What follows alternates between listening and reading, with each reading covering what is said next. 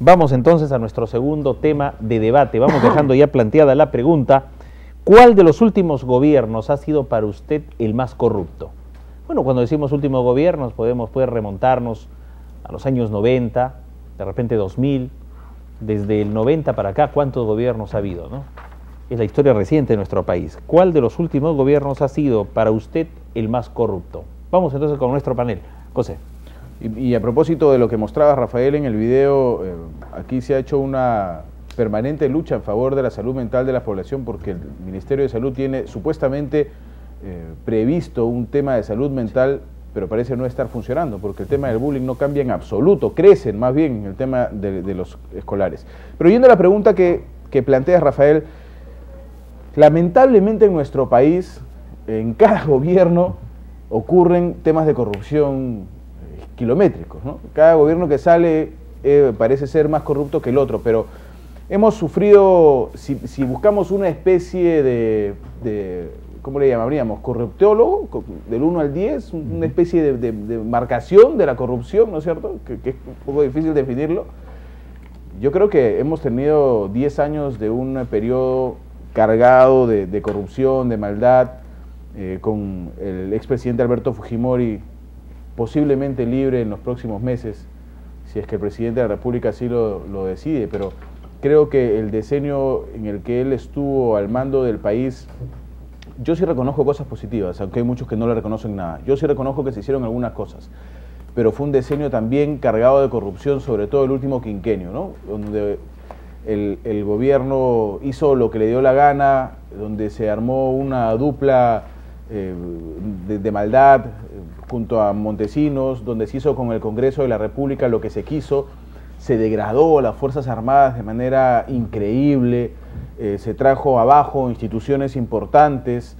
Yo no culpo ese diseño de la caída de los partidos políticos, porque los partidos políticos ya habían caído cuando ingresó Fujimori, justamente por eso ingresa, pero sí, para mí por lo menos creo que es el gobierno que más corrupción le ha traído en los últimos años, como tú mencionas, a nuestro país. Así estamos listos también para recibir a nuestro público televidente. Edgar Guevara con el comentario. Rafael, un tema muy interesante y de permanente vigencia en nuestro país. Yo creo que el problema es el sistema, la poca forma de sancionar la corrupción estatal en nuestro país, la que es cometida por los funcionarios, por nuestras autoridades y, ¿por qué no también por nuestro presidente o por cada una de las autoridades que pasan en cada periodo de gobierno? En esa expectativa de que el sistema está totalmente mal planteada para sancionar a la corrupción, el presidente Ollanta Humala fue una expectativa y una esperanza, tanto así que en su campaña política él anunció y propuso la imprescriptibilidad de los delitos de corrupción en agravio del Estado, la inhabilitación de por vida de aquel funcionario que comete actos de corrupción en su cargo y la eliminación de las penas condicionales para los actos de corrupción. Interesante, 3 propuestas muy buenas que sin embargo la ciudadanía lo vio con buenos ojos, pero que esto no se han concretado. ¿Y cómo vemos entonces si el periodo del gobierno de Fujimori fue el más corrupto y quien nos creó expectativa de que esto iba a ser sancionado y no iba a volver a pasar eso en nuestro país? No ha hecho nada, solo ha sido promesas de campaña y nada se han concretado. Entonces yo digo que el sistema está haciendo que cada gobierno continúe en la línea de la corrupción. ¿Quién fue más y quién fue menos?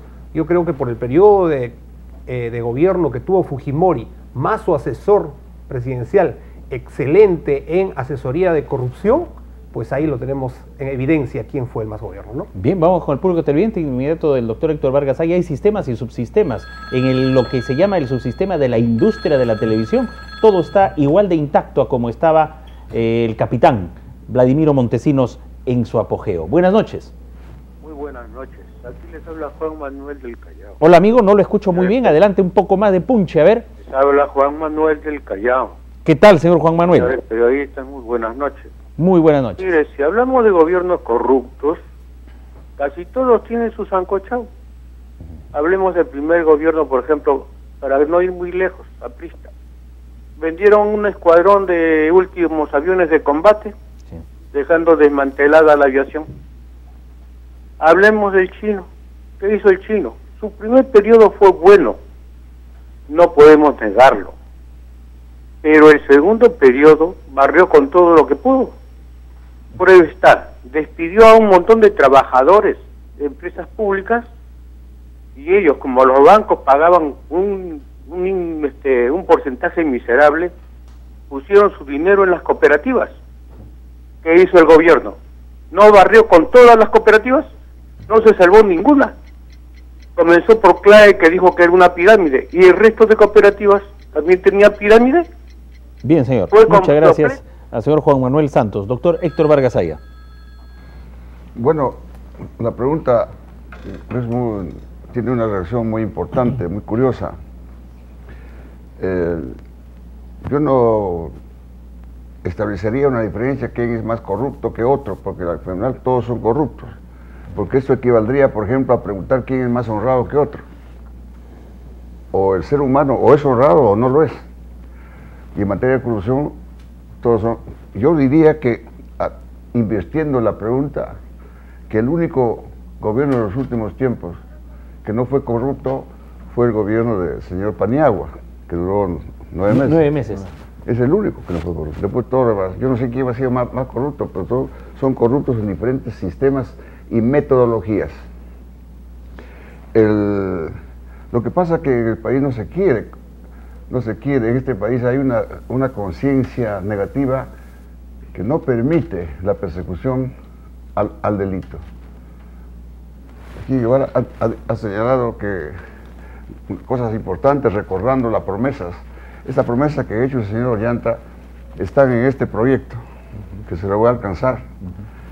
Este proyecto número 63 del 22 de agosto de 1985. Ya usted sabe quién es el autor, ¿no? Se lo hago llegar. Claro, bienvenido. Y aquí están planteados en 37 artículos y se llama Ley de Moral Pública. Entre ellos la imprescriptibilidad de los delitos en agravio del Estado, la inhabilitación absoluta a perpetuidad para los mismos delitos, la declaración de bienes y rentas, la persecución a la corrupción mediante los signos exteriores de riqueza, etcétera, etcétera, etcétera. Entonces, lo que pasa es que las leyes que existen, que están dadas en el Perú, son leyes que blindan al corruptor. Las razones de una nueva extradición para ese delito, pues ya los delitos habrán prescrito, porque el Código Penal no lo permite. Quiero señalar que este gobierno de Fujimori, que se inició en el 90 y terminó el 92, el 2000, modificó el Código Penal de 1924, que era superior al que rige ahora.